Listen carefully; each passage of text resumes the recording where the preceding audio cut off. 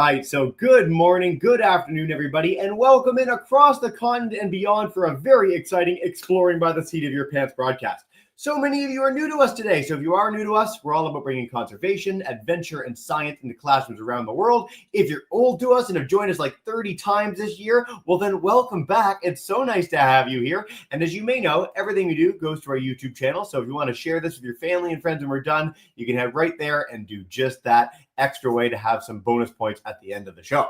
Before I dive in with our topic and theme du jour, I want to note we do have a Kahoot today. So between our talk and our Q&A, if you want to play along with a little 4-question quiz, you can head to this game pin and do that. And we're going to have some fun questions today. So I'm looking forward to an epic challenge from across North America and beyond.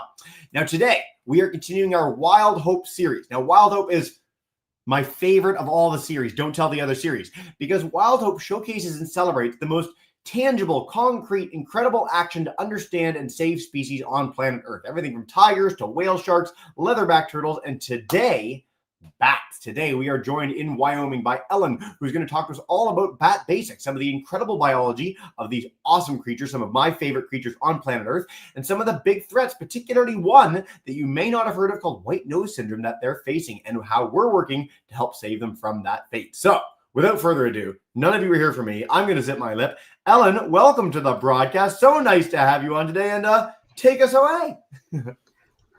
Thanks so much, Jesse, and good morning, everyone, or good whatever time it is where you are. I'm so excited to be here today and talk to you about bats. It's always a great day to talk about bats, and luckily I get to do that almost every day because it is my job as a bat research scientist. And what I do can also be called wildlife biology. Now, you might wonder, what does a wildlife biologist do besides hold cute animals? We also study where wild animals are, known as their distribution, the types of places they live, known as their habitats, and then how many of the wild animals are there, their populations. How do we actually find these things out? Well, some of those things you can also do. You can see the animals or the signs that they leave behind, as in just watch what they're doing, like in this video.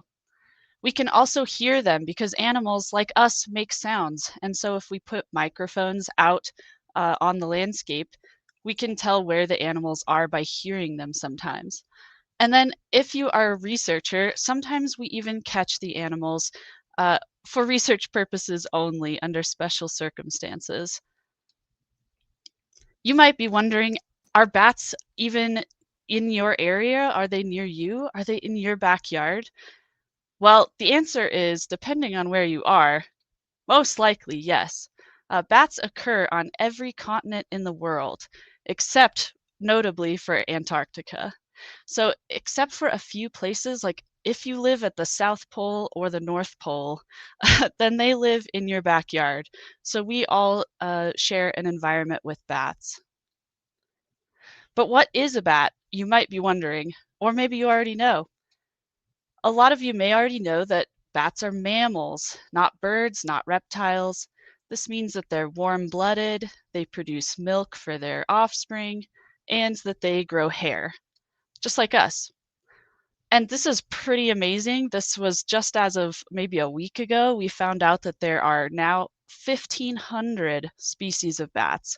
So a bat is a lot of things. It's not just one thing. In fact, there are many, many bats that do a lot of different things. For instance, did you know that bats eat not only insects, but also fruit, nectar, fish, or even some species of bats do drink blood? But it's important to notice that out of 1,500 species, only 3 of those drink blood. We do like to think about those vampires a lot, though. Which leads me into the scary myths that we hear about bats sometimes. Bats are often misunderstood and sometimes the subject of pretty scary stories. The best way that we can overcome that is to just learn more about them. So some more about bats. They come in a lot of shapes and sizes. If you stretch out your arms as far as you can reach out till your fingertips are stretching, you are still probably not quite as large as the Indian flying fox, which has a wingspan of 1.5 meters or about 5 feet. On the other end, we have the smallest bats in the world. Now this, if you hold up your thumb and wiggle it at the joint there, that top part of your thumb might just be the size of a bumblebee bat.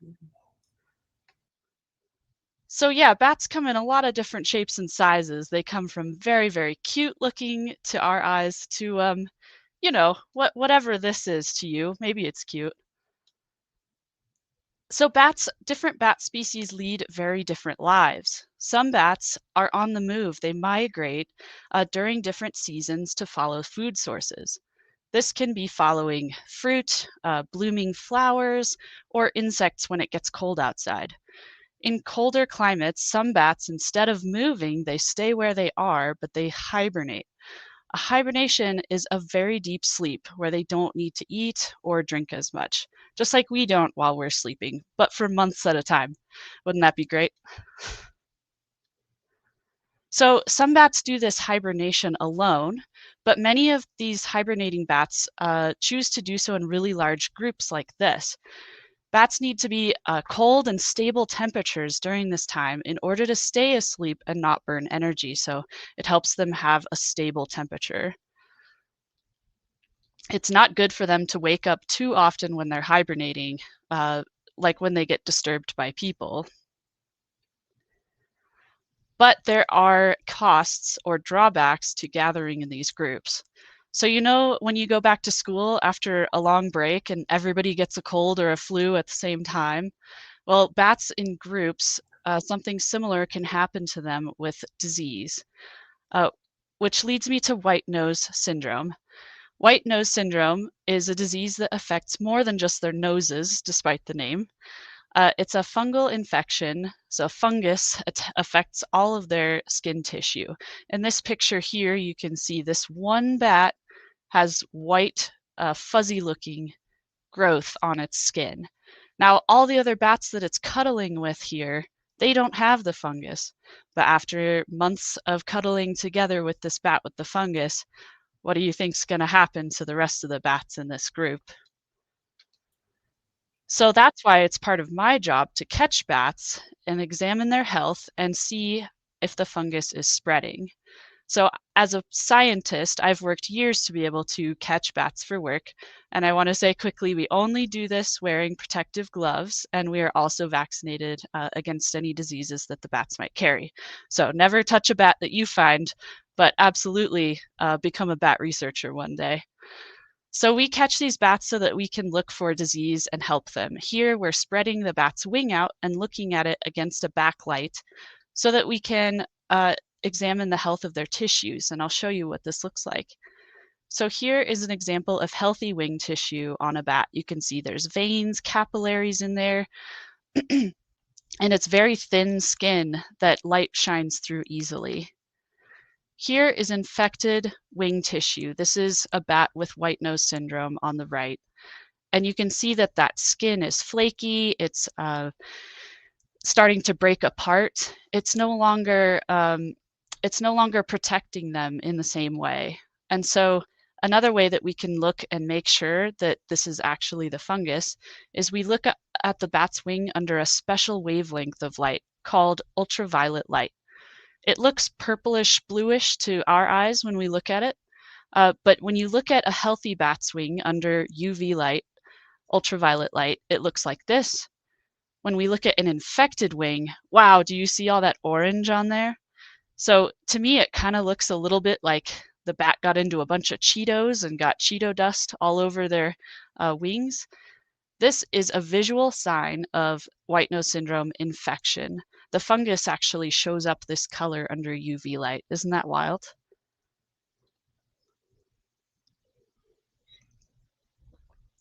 So that leads me to kind of the sad part, right? We have hope for bats because there is kind of a sad part. Many, many bats have unfortunately died due to this disease. Here in North America, bats were not used to this fungus, which came from Europe, possibly Romania. Now, In Europe, the fungus doesn't hurt bats there because it grew with them.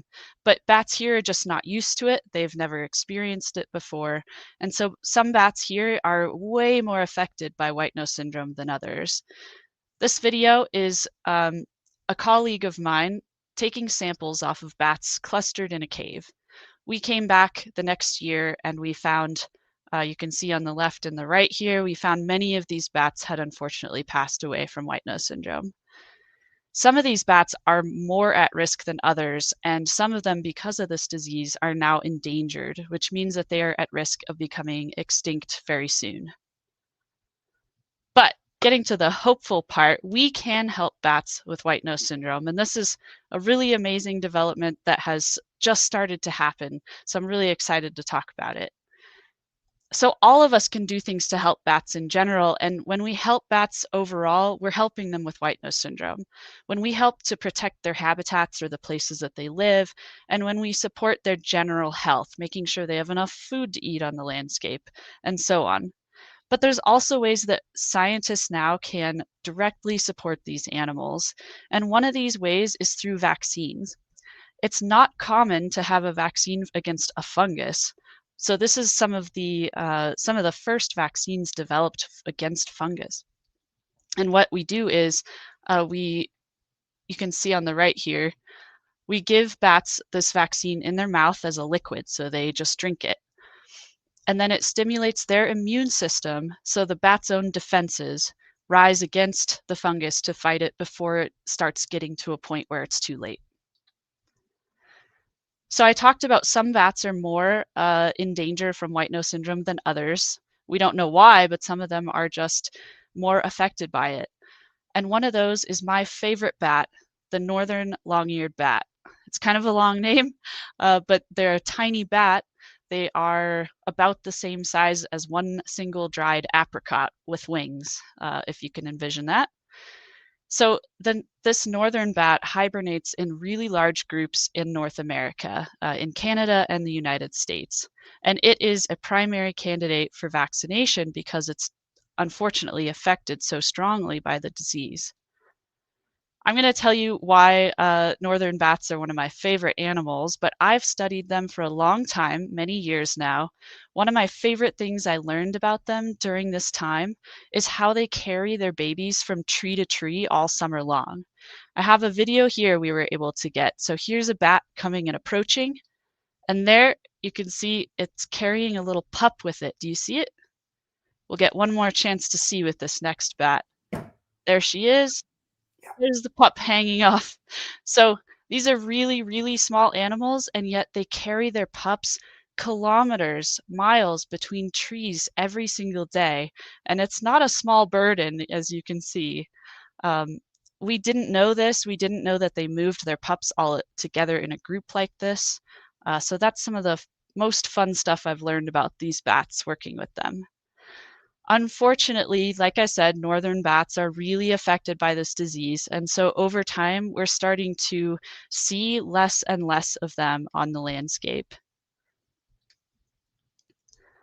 So this is a bat that it's really important that we do something to improve their survival because they're not going to do well on their own. So what do we do as scientists? Well, one method, of course, is vaccinating these wild bats, but of course we have to go to where the bats are and catch them in order to do this. So we have a method of doing this. Here you can see a technician is retrieving a bat out of, it's very difficult to see, but there's a net here called a mist net. It's nearly invisible, and that's why we hope that the bats will run into it. When we catch northern bats, we put a tracker on them that allows us to follow their location. So here's, I'm following a bat to this tree, and it turns out the bats are in a colony in that tree. So when we find this, we come back later and we catch them coming out of the tree so that we can catch the entire colony and vaccinate the whole family. And that's how we do it. We repeat that over and over. Now, we're starting to see after years of attempting this that bats that receive vaccine for white nose syndrome survive more often than those that don't. It's not a perfect solution. For one, it's very difficult to actually catch bats, and to catch them all would be impossible.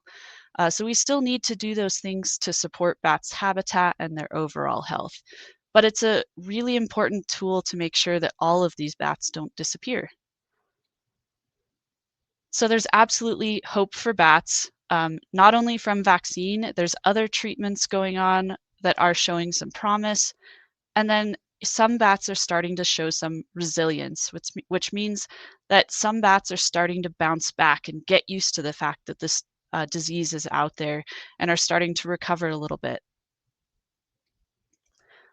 But I really want to leave you with the idea that you too are hope for bats. We are all hope for bats. If we care about them, if you learn anything about them from today, then the real hope for bats is you. Although bats are at risk around the world from loss of their habitat and from diseases like this, we can make a better future for bats. A really good way for all of us to do that is to be a voice for them, help educate others, and dispel myths about bats that are out there. So I think we can all be a part of that going forward from today. So I thank you so much for being here. Oh, thank you so much, Ellen. And we'll leave this slide up for a second to talk to the many project partners. And again, this highlights that everything in science does not happen in a vacuum. It happens with collaboration and all sorts of people working together from across countries and internationally as well to make real positive good in the world. That was not only awesome, but super fast. We've got so much time for questions, and we're going to begin with our Kahoot quiz. So for those who are paying attention, 4 questions, test your understanding, have some fun, and what you win is Ellen and I's everlasting respect. So we're going to bring up that game pin. Ellen, if you want to come out of screen share so you can see us again, you're welcome to do that. But let's get underway with this with a bunch of people already ready. Awesome, guys. All right, are there any bat names? There's a determined bat. Yes, okay. I mean, I don't want to pick favorites, but I've got to say, when there is a name of the thing that we talked about, it always makes me happy because I am a child at heart.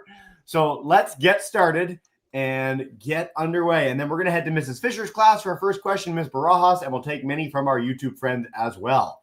Here we go. Question 1. How many kinds of bat are there? Ellen, you can give us a little hints with this as well, but is it 125, 400, 1,500 plus, or 30? What do we think? Ellen, you said it fairly recently. We found this out. And I mean, maybe there's a symbol in one of these answers that might give you a little hint that it's going up or could be more. Many answers. Yes, 1,500 plus, which makes them, by the way, the second most. There are more rodents than bats, I think, but it's pretty close. Like there's an incredible. So let's put it this way. There's like, a few dozen kinds of antelope. There's a few dozen kinds of primate, and there's 1,500 kinds of bat, which is crazy. So see what that does. Marvelous Eagles in our lead. Okay, and determined bat is second. Wow. Bats are blind. Now, we showed lots of pictures of bats here. We didn't explicitly cover this, but I love this question in every bat program. Maybe the bat with big, bright, shining eyes in this picture will give you a hint. I tried to pick the eyeiest bat I could find. You found one. Let's see. 45. There's so many of you in the Kahoot. And still 50-50. Okay. So, Ellen, tell us more. Bats are not blind, correct? I love this. So, okay, I'm going to throw a wrinkle in there. Sure, some bats might be, just like some people are. Yep. But overall, bats have eyes that are as good as ours. Yep. So just because some bats use echolocation and communicate and try and find their prey with sound does not mean that their eyes don't work. Their eyes do work, and quite well in many, many cases. All right, Marvelous Eagle got that right. 50-50 split. Question 3. The biggest bat wingspan in the world is... How big are my arms? I did this. It was stretching. In fact, it's a really good stretch. It feels really good. We should all stretch our arms out. Is it 1 foot, 3 feet, 5 feet, or 37 feet? Like a biplane. I want to stress, it might not be 37 feet, but there actually was a creature in world history that had a wingspan that big, which is Quetzalcoatlus, which is an unbelievable pterosaur during the dinosaur era. 5 feet is correct. Way to go, most of you. What does that do? Determined bat comes back into 5th. Marvelous Eagle still first. This is going to be a wire-to-wire victory. Bat. White nose syndrome is a what disease? Fungal, bacterial, viral, or we don't know. So is it like when you get a cold, which is a virus? Is it like when you get Man, I'm trying to think of a bacterial disease. I should have thought this through. One of these things. What is it? Or maybe it's like The Last of Us. For anyone who's played that game, watch the show. Yes, fungal disease. Guys, you're killing it. Okay. Bravo, bravo. Ellen, let's see what our leaderboard is, and then we're going to go to questions. Invincible Butterfly is third. Second, barely, Miraculous Wolf. And first, for all the marbles, is it the Eagle? It's Marvelous Eagle. Wire-to-wire victory. Way to go. If you are Marvelous Eagle or anyone else, way to go. But let us know who you are in the chat. All right, YouTubers, you guys are asking a bazillion questions, and I love it. Mrs. Fisher's class, we're going to head to Carsonville, Michigan to begin. Come on in and kick us off with our first query. Hey, guys. Hi. Why did you move the pups? Ooh. Why do the bats move their pups from place to place? Oh, thank you. That is such a good question. Thank you for asking that. Why do they move their pups? Well, actually, we're still trying to figure out why they do this. We have some thoughts on why that might be, that their pups might be in less danger if they move more frequently, like from predators who might be able to figure out, oh, this pup is in this tree, and the bats move them to keep them ahead of that. But I love this question because we don't fully know why they do that. It's a lot of energy, and it's really difficult for them to pick up and carry a big burden like that every single day. So we have some ideas on why, but could definitely use your help figuring out more. I love that. I love when we don't know an answer. And this is a thing that we come to in a lot of science programs, is that we're still looking to find more things out. Even the fact that we're finding new bat species, like whenever we go to tropical forest, we find new species. Whenever we go to the seafloor, we find new species. So it's like the golden age of being excited to be a scientist. So I love this query. Thank you, Mrs. Fisher's class. And we'll be back very soon. We're going to head to California to Miss Baraja's class. Come on in and take us away. Hey, guys. How long does a bat live for? Ooh, I love this question too, because does anyone have any guesses how long bats can live? what do you think if you were to guess? What do you think, Max? 20. 20, okay. Anyone else in the class? You can just shout it out. At least like 15. 15, 10. 5. Okay, 10, 5, 15, 20, like about a quarter what people live. Ellen, I'm so curious. I am loving this question so much, and the guesses, because you're all right. Some bats can live from 5 to 20. The oldest bat ever recorded lived to 47. So that's older than many of your parents, I'm sure. Yeah. Weird note for our classes. A lot of small animals usually have very small lives. If we've had dogs or cats, it's usually about that 12 to 15 range, maybe like a little bit longer. Mice, it's like a year, a couple of years maybe. So the fact that bats, many of whom are quite small, can live quite long lives is unusual. And this is something that's come up in a lot of research about them in talks in the past. So I love this question. Thanks, Ms. Barajas class. All right, we're heading to YouTube with a bazillion questions there. I want to stress before we get underway, Mrs. Denison's class is going to be doing Bat Day tomorrow instead of Halloween. We want pictures. We're very excited. And because of that awesomeness, you guys get our first question. So Lily wants to know if there's a species of bat that is the most rare, the most endangered bat on Earth. Ooh, this is a good stump the scientist, because there are a lot of rare bats, but I don't know which one is the rarest. I will say that there's a very unusual bat. I think it's called like the badger bat or something like that. It looks so cool, you guys. You have to look it up. Yeah, also known as the pied butterfly bat. It is very, very cool looking. Oh, it's so freaky. I'm going to pull up a picture. Give me a second. we're going to come back to me because we got endless time here, and I'm going to go full screen with this guy, and you can see a badger bat. It's really freaky. There is no concrete answer for this online, by the way. There are several bats that are critically endangered, which means they're as close to extinct as you can be as per our way of measuring that, which is very unfortunate. But there's no set like most endangered bat. It's a great question, though. Here's our badger bat. Look at this weird thing. It's so cool. I love it. It's the best. What a awesome, fantastic creature. See, I didn't even know about the badger bat till today. So this is every bit as exciting for me. All right. Some more questions. Let's see. Miss Riddle's class wants to know, do bats eat upside down, and how do they manage to digest that way? Ooh, I do love this question, because absolutely bats do eat upside down. They also sort of drink upside down if you think about it. Yeah, as far as how do they digest that way is a really good question that we're also trying to figure out. But part of it is just that they are so small that gravity doesn't affect them quite as much as it does us. So if we hang upside down, I'm sure we've all done it on the monkey bars or wherever, your blood starts rushing to your head. And it's not very comfortable to stay like that very long. Bats do not have that problem. Just the way that their blood is pumped around their body is part of it. The blood does not pool at their head, but also they're just so small that gravity doesn't affect them as strongly as it does us.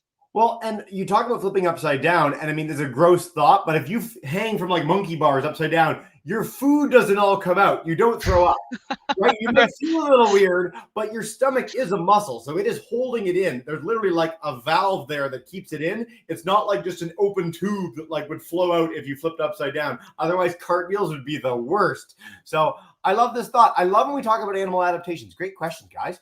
All right, I'm going to take one more from YouTube, and then we're back to Mrs. Fisher. We've got time for lots of rounds here because Ellen was the fastest speaker of all time, and I love it. All right.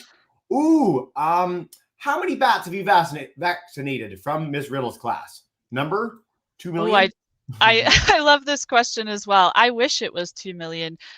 Overall, I've been part of work that has vaccinated over 300 bats. That's a lot. Like, it's really because the process is so intensive and catching bats can be tricky. I've been out on bat catching expeditions before, and it's not like you're catching 400 a day. It's a few over the course of a long, late night. So way to go. And I hope we develop more and more methods to do even more in the years to come, both in Wyoming and around the globe. Very cool. All right, Carsville, coming back to you, Mrs. Fisher's class. Take us away. Yes. What type of blood do bats drink? Ooh, they do drink blood. What are they going for?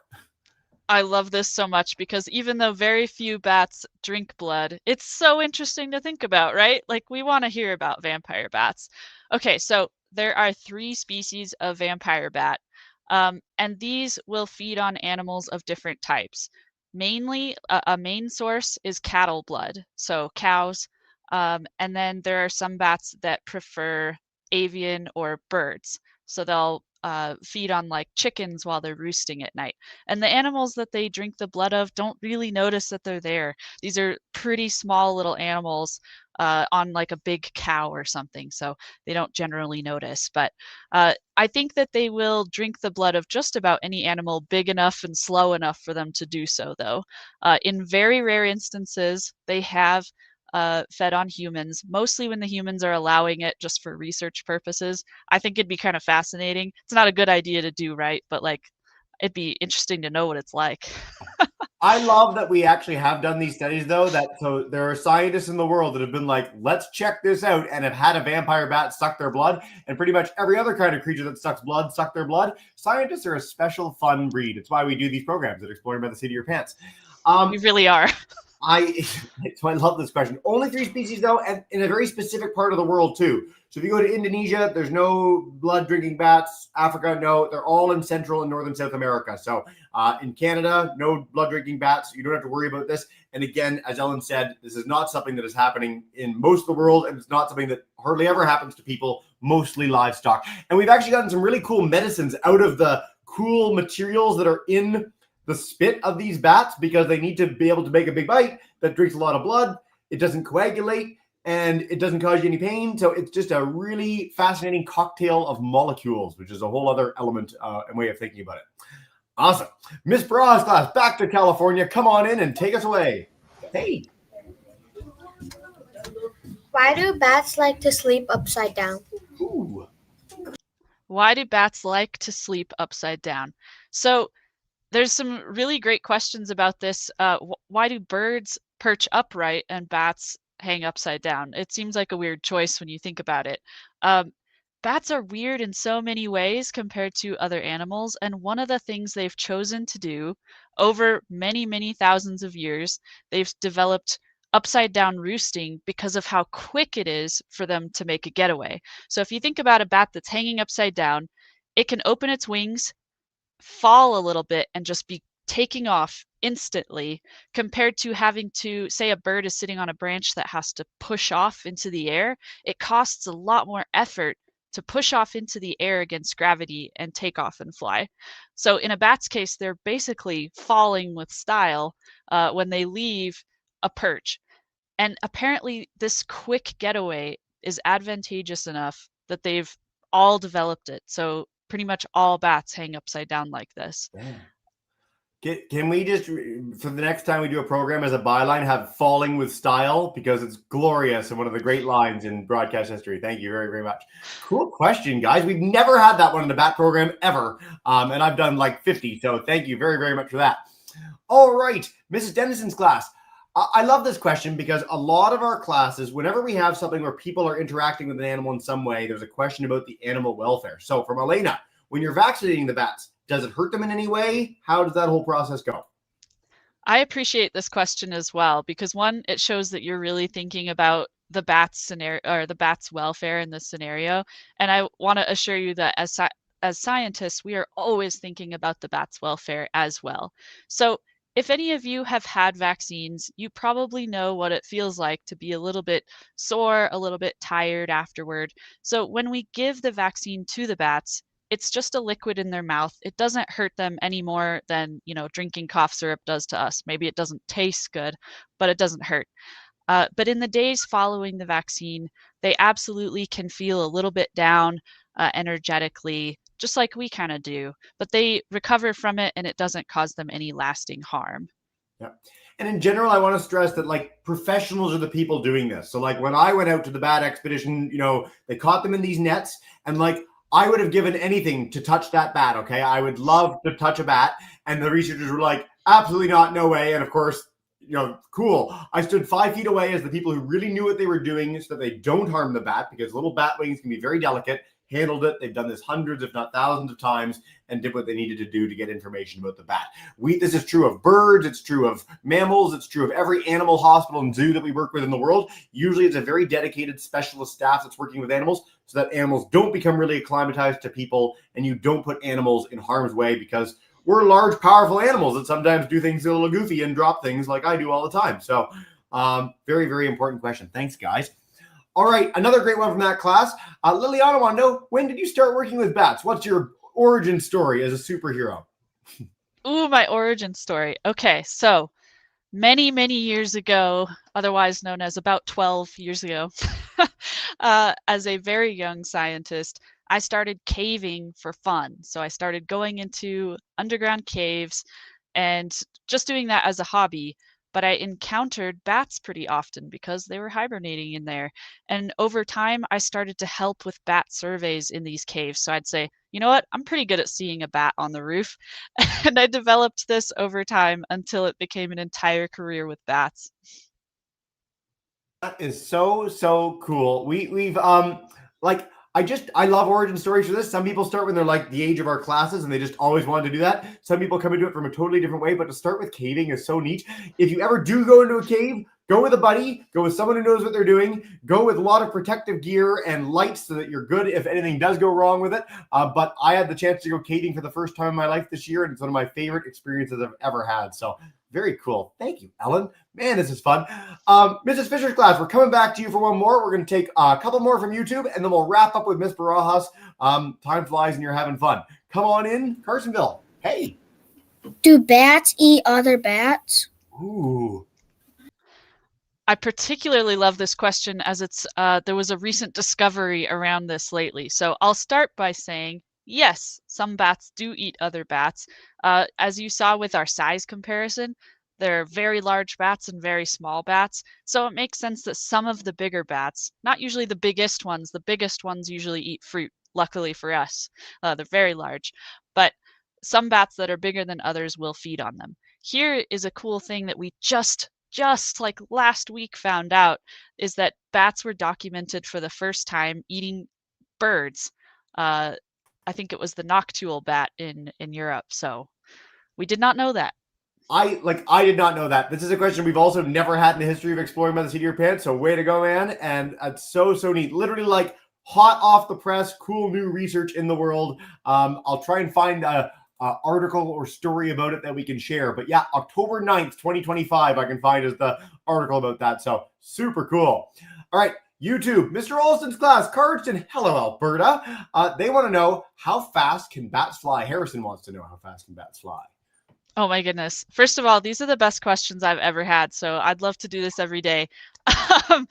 How fast can bats fly? Okay, so the fastest mammal in the world is the Mexican free-tailed bat. It can fly 100 miles an hour. And the important thing to point out is that some people will say a peregrine falcon can fly faster, but they cannot. They can dive faster at speeds of over 200 miles per hour. Sorry, I don't have kilometers easy in my head for that one. But if you can pull that up, Jesse, that'd be great. But the Mexican free-tailed bats, just flying straight under their own power, can reach up to 100 miles per hour.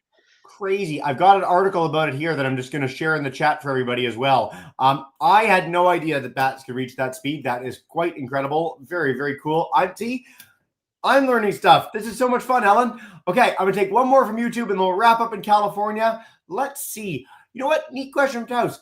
Do bats get burned from the sun? Are there any sort of environmental threats that they face that maybe other creatures that aren't like them wouldn't?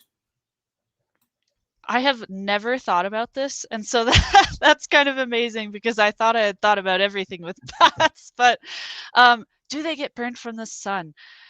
Okay, so they are covered in fur, but they do have a lot of exposed skin, so you would think it would be possible theoretically. I'm going to say I don't know, but I will say what I can speak to is that, of course, bats, are mostly out at night.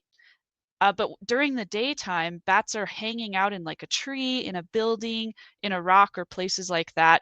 And unfortunately, when temperatures get really hot, it can really affect bats, especially if they're in a bat box or something that's maybe not as sheltered. And so heat and sun can really affect bats, and they can have a really hard time if they are stuck somewhere that's not a good temperature during the day. Really, really interesting. Geez, again, totally new questions. You guys are just killing it today as an audience. I want to highlight something neat about bats. Well, if you were to think about a bat, what's its most important thing for getting through its life? Its wings, right? So bat wings are one of the fastest healing tissues in the world, like of all creatures, because if a bat's wing is torn, the bat is not going to survive. So they have really great mechanisms in their wing to keep them healing better. Humans' faces heal better than other parts of their bodies because there's more blood here going around to help you heal. It's very important to us. It's just a neat way in which they're a little bit different. And again, as you might expect, it has to do with the wing. I want to stress, we have more questions than we could possibly answer in one broadcast and like lineups of kids. So if you have extra ones, we're going to go to Ms. Baraja's class for one more. If you have extra ones, email them to me at Exploring by the Seat of Your Pants. I'm going to message your teachers in a minute, and we'll get them to Ellen, and we'll get you more answers. But she's kindly agreed to do that. I'm also going to pass along the whole Wild Hope episode. You can check this one out on YouTube and share with your friends if there's anything you missed. Like just lots of opportunities to explore and discover, because this is one of the best Q&As we've had in some time. Miss Barajas, we're going to wrap up with you before we say a big farewell. Come on in with one final question. How did white nose syndrome reach North America? Ooh. Oh man, this is the question of the hour, isn't it? Yeah, thank you for this question. Really important one, because unfortunately humans were probably involved in some way in white nose syndrome, the fungus arriving in North America. Now, how, we don't know, but a fungus that lives in caves in Europe probably didn't just on its own arrive across an entire ocean. So there's some theories on what happened. It could have been that a bat got in a container ship that crossed the ocean and then ended up in a cave in North America.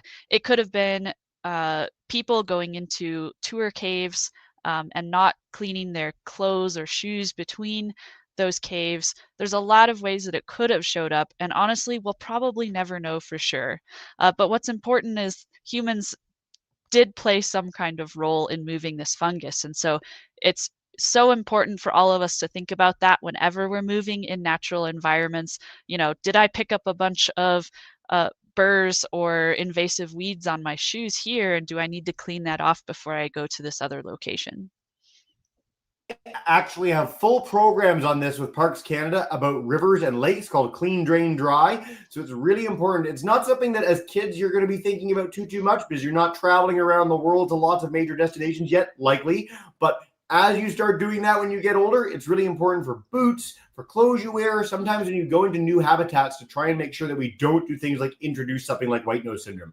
It's something that even most adults in the world do not think about, but it can make a really positive difference in ecosystems. So, man, we covered a lot of ground today. We covered basically every kind of question and many we've never had in a bat program ever. Ellen, before we bring in our kids to say a big thank you and farewell, is there any final message on bats, how cool they are, how we can help them before we bring in the kids to say goodbye? Well, I'm so excited that you were all even here today and interested in bats. And so, we don't all have to love them. They might be a little scary to us still, but regardless, if you take anything away from today, it's just knowing a little bit more about bats and spreading the love for bats. So happy Bat Week. Happy Bat Week. Happy Halloween tomorrow. Bats are not blind. We've remembered that now, which is awesome. And not all of them drink blood. We've dispelled some bat myths. We've had a ton of fun. And as we do to wrap up every program, I'm going to bring in Mrs. Fisher's class and Miss Baraja's class to say a big thank you and farewell. If you're on YouTube and you want to yell too, you can.